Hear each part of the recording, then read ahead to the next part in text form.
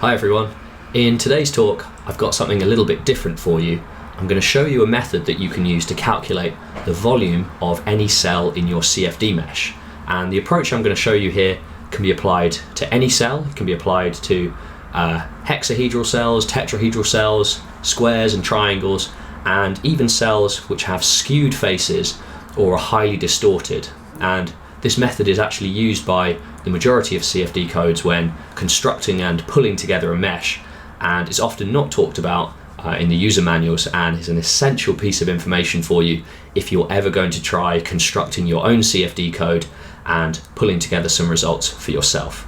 So it's going to be a short talk, so sit back, and I know you'll find it extremely useful and interesting. So to start off with a background for this talk, what we want to do is think of one of the transport equations that we might be solving in the CFD code. And the equation I've got for you there in equation 1 is just the transport equation for the turbulent kinetic energy K from either the K epsilon model, the K omega, or the K omega SST models. And really this talk applies to any transport equation that you might be solving in the CFD code. I've just chosen to use the one for turbulent kinetic energy here. Now, when we solve transport equations with a CFD code, the first thing that we do is integrate that transport equation over a control volume or a cell in the mesh. And if we do that, mathematically, that takes us to equation 2. And as you can see, all we've done is just integrated the entire equation over a control volume V there. And there are lots of terms in the equation, and really for this talk we're not interested in what all the terms are and what do they mean, but what I'd like us to focus on is the source term on the right hand side there, which you can see highlighted in red. And of course you can have source terms for any transport equation that you might be solving. You could have a source term in the energy equation, a source term in the momentum equation, or source terms in the transport equation for turbulent kinetic energy. Now, when we solve the transport equations using the finite volume method, we start by, of course, integrating that equation over the control volume. But what we can do is, rather than integrate the entire equation, we can integrate each of those terms individually. And the reason we can do that is, of course, addition, subtraction, and integration are commutative operations. So that means really it doesn't matter if we integrate and then add, or add and then integrate. We can do it any way round we want. So breaking up that integral in equation 2, what I'd like you to look at is just the integral over the source term there. So the integral of S for the source over a volume V. And this is just going to be one of the reasons why we need to calculate the cell volume in a CFD code. And there are other reasons, but this is the most obvious one and easy to remember. So if we focus on that integral there, equation 4, we're integrating a source term over a control volume. And what we need to do now is actually think about the mesh that we have and how the solution looks in the mesh. And in that image I've got for you there on the slide, you can see just an example cell. Here I've got a pentagon. Doesn't really matter what cell you use. This is valid for any cell. And that source term S is going to vary linearly across the cell. So you can see I've got a sort of a blue to white shading there to show you that the source term varies linearly across the cell. It's very important to remember this with CFD codes, that all quantities vary linearly across the cell. So if the source term is varying linearly across the cell, then what we can do to solve this integral, equation 4, is use something often called the mean value theorem, but that's often not very useful. It's not really clear what the mean value theorem is. So I like to think of this in terms of an easy diagram, which you can see there on the right hand side. And if you drew a line between any of the nodes in that cell and drew a straight line across them, you would see that that source term S varies linearly across the cell. So that's the solid red line you can see there in the diagram. The source term S varies linearly between the two nodes.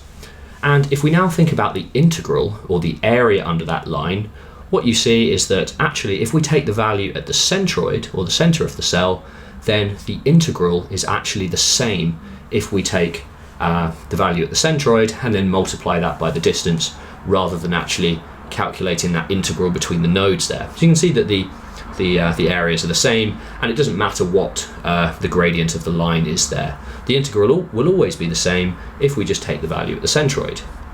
So for equation 4 there, to simplify that integral, rather than integrating the source term across the entire cell, we can just take the value at the centroid, that's S sub p, and multiply it by the volume of the cell, Vp. So in order to incorporate this term into the CFD code and the CFD solver, we clearly need the volume of the cell, Vp. And we also need the value of the source term, Sp, but that's fine because all the flow variables are stored at the cell centroids. So we clearly need to calculate the cell volume. How do we do it? This is often not talked about in CFD codes, and is something I think we need to have a good appreciation of when we're assembling meshes and constructing CFD codes. How do we actually calculate the volume of the cell? Now, before I show you exactly how we calculate the volume of a cell, there are a few things we need to think about. And of course, if you had a simple cell like a right angle triangle or a square or even a quadrilateral, you could think of some quite easy methods to calculate the area or the volume of those cells using some basic vector calculus.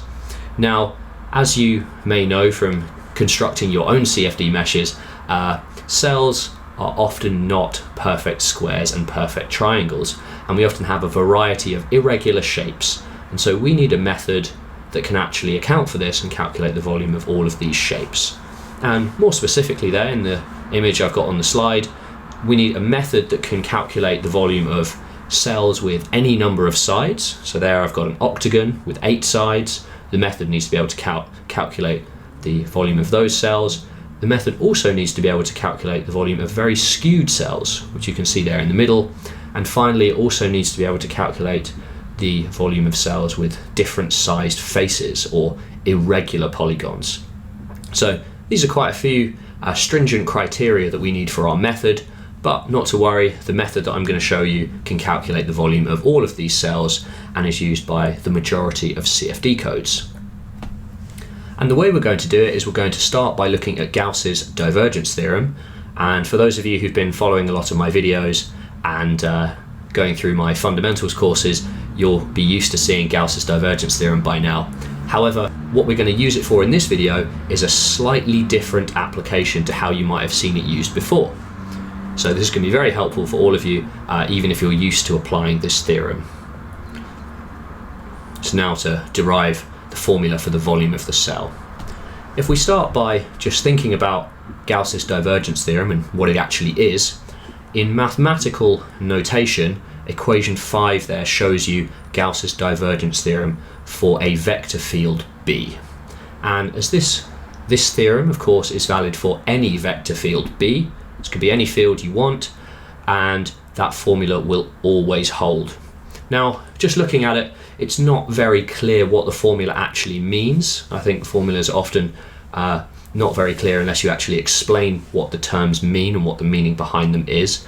You can clearly see we've got some sort of volume integral on the left and some sort of area or surface integral on the right. So what does Gauss's divergence theorem actually mean? Well, what I want you to do is think of a box or a cell. I often like to think of a box because it's quite easy to think of what's happening there. And if we think of this vector field B as some quantity, and I've just shown this quantity in the diagram by some spheres or some balls that are in the box. And of course, this can be anything you want.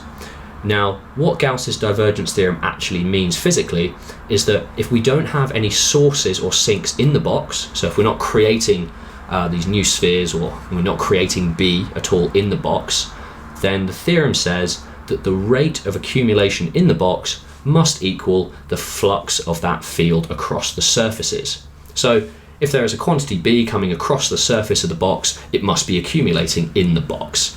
And so what we see there is in the theorem, the term on the left-hand side is the accumulation of this field B in the box, and the term on the right-hand side is the flux or the transport of the field B across the surfaces of the box. So that's all it means. And we're going to apply this theorem now to calculate the volume of the cell. And just looking at it, you can probably see that as the term on the left is a volume integral, somehow we're going to use this and do something clever to work out what the volume is. So in order to do this, if we just focus on the left-hand side of Gauss's divergence theorem first, we can see we've got the volume integral of nabla dot b over the volume. Now, if we think about this, we want that term to show the cell volume. So if somehow we could have nabla dot b equal to 1, then we'd get equation 7. And of course, the integral of 1 over a volume is just equal to the volume of the cell. And so what we can do is be very clever with our choice of the field B and then use that to calculate the volume of the cell. And the reason we can do this, of course, is because Gauss's divergence theorem is a theorem and it's valid for any field B that we choose. And so what we're going to do is cleverly choose B so we can work out the volume of the cell. And the field we're going to choose is given there on the slide. We're going to make B equal to 1/3 and then x, y, z. So x, y, and z, of course, are the Cartesian coordinate directions. And if we think about what the dot product is now, we're taking the dot product of the gradient operator with that vector field B that we've chosen. So 1/3 x, y, z dot product id with the partial derivatives in the x, y, and z direction. And of course, that's a very simple dot product to evaluate, and it just evaluates at 1/3 multiplied by 1 plus 1 plus 1, and we see there at the bottom of the slide that nabla dot b is just equal to 1. So if we choose b equal to 1/3 x, y, z, then that term on the left-hand side disappears and we get the volume of the cell. So that's exactly what we're going to do. We're going to choose b is equal to 1/3 x, y, z, substitute that in, and we get to equation 14. We've got the volume of the cell is going to be equal to the surface integral of this field b dot producted with the unit normal vector n pointing out of the cell over the entire surface of the cell that we're looking at. And of course, we've specified what b is now, so we can move from equation 14 to equation 15. And this is a more complete expression for how we're going to work out what the volume of the cell is. Now, if we just take a minute to look at equation 15, it might appear quite complicated at first glance. We've got a surface integral, so that's an integral over all of the surfaces of the cell, and we've got to evaluate a dot product of a coordinate location with a normal vector. So that might be a bit confusing, and it's not really clear what that means. So I'm going to show you a diagram to help you understand. Now, if we think about this cell, of course, we can take any shape that we want, and if we think about the cell, then over the entire surface of the cell, at every point, we've got a unit normal vector pointing out of the cell. And you can see that in the diagram there. Here I've chosen a pentagon, could choose any shape we wanted. It could be irregular or skewed. And we want to think that at every point on that surface, we've got a unit normal vector pointing out of the cell. So what does the integral there mean in equation 16? What it means is that if we just proceed over the entire surface and look at every single point on the surface, we take the dot product of the location on the surface, that's x, y, and z, take the dot product with the local unit normal vector there, that's nx, ny, and nz, and then add them up over the entire surface as we integrate. And the way I like to think of it is with the diagram there. So you can see from the red arrow that what we're doing, I've chosen in this case to move in a clockwise fashion and just move along the surface and integrate the product of the location on the surface, x, y, z, with the local unit normal vector there. And we evaluate the integral, and that will give us the volume of the cell. Now, still at this point, this isn't very useful for us because it could be difficult for us to evaluate that integral over the entire surface. So what I'm going to do now in the next few slides is show you how we can simplify that integral and then get a final expression for the volume of the cell.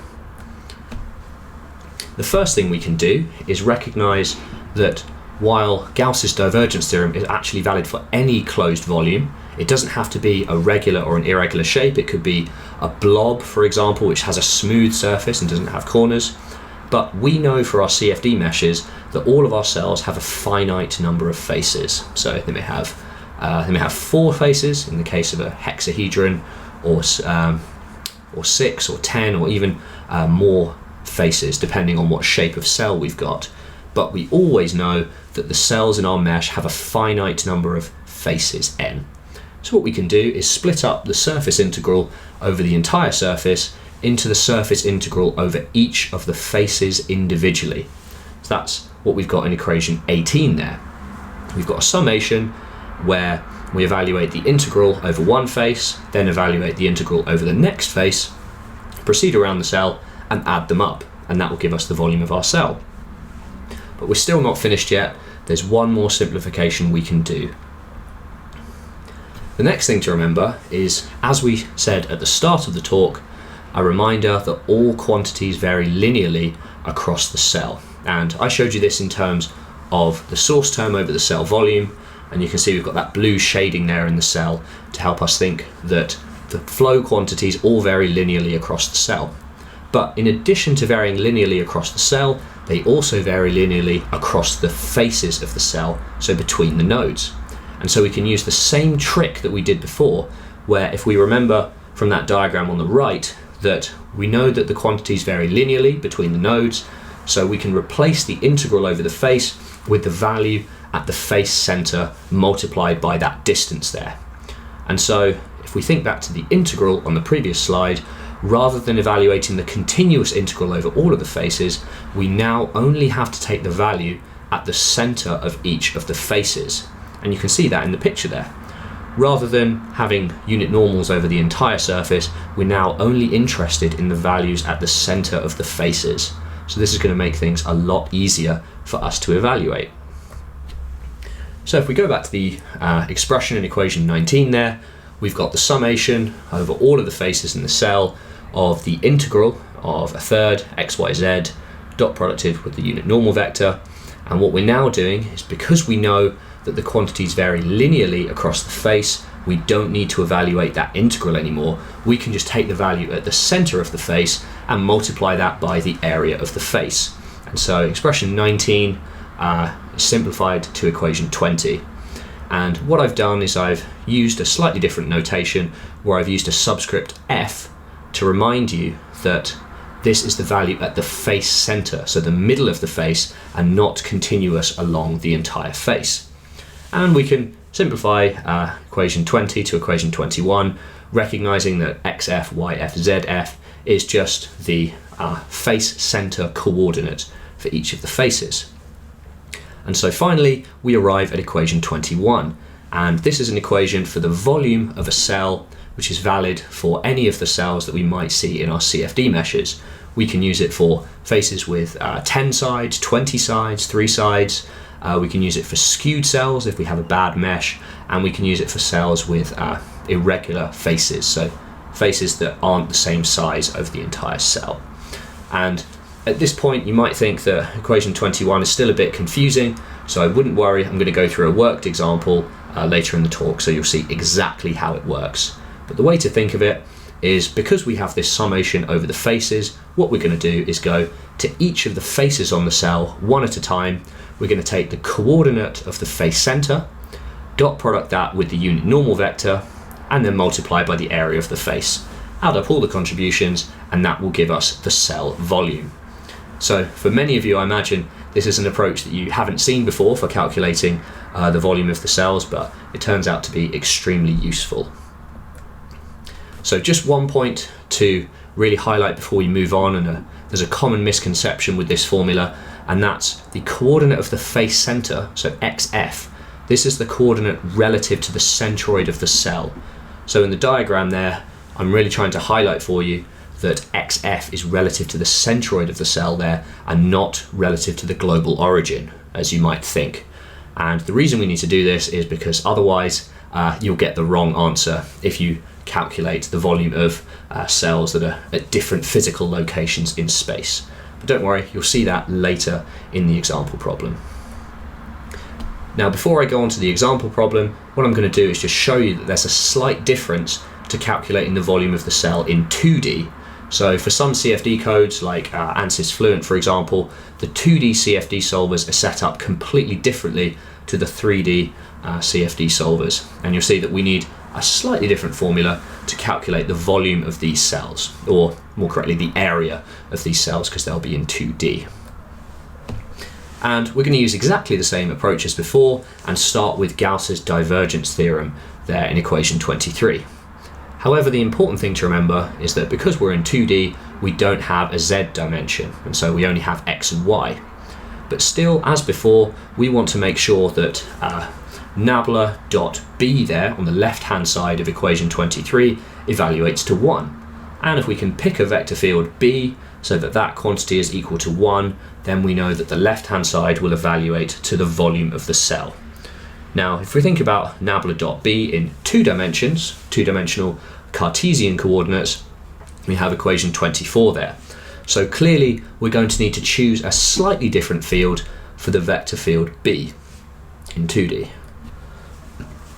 And it turns out that the field that we choose to use for b is a half x comma y. And this is different to what we do in 3D, where we use a third x, y, z. And if you just follow through with the dot product there, you'll quickly see that the reason you need a half rather than a third is because you're going to be adding 1 plus 1 for the 2 dimensions rather than 1 plus 1 plus 1 for 3 dimensions. So in this way, for 2-dimensional cells, we need a slightly different formula, but the derivation is still identical to calculating the volume of the cells. And so just a quick summary slide for you here before we go into the example. If we're in 2D, then the volume of the cell is calculated using equation 29. And if we're in 3D, the volume of the cell is calculated using equation 30. And of course, the only difference here is that factor of a third or a factor of a half that we have in front of the dot product there. So now let's move on to a quick worked example so you can see exactly how the formula works, and you can quickly check and write this down for yourself, or choose your own example shapes and verify that this actually gives you the correct volume. So what I'm going to do is, for this example, just look at 2 rectangles side by side.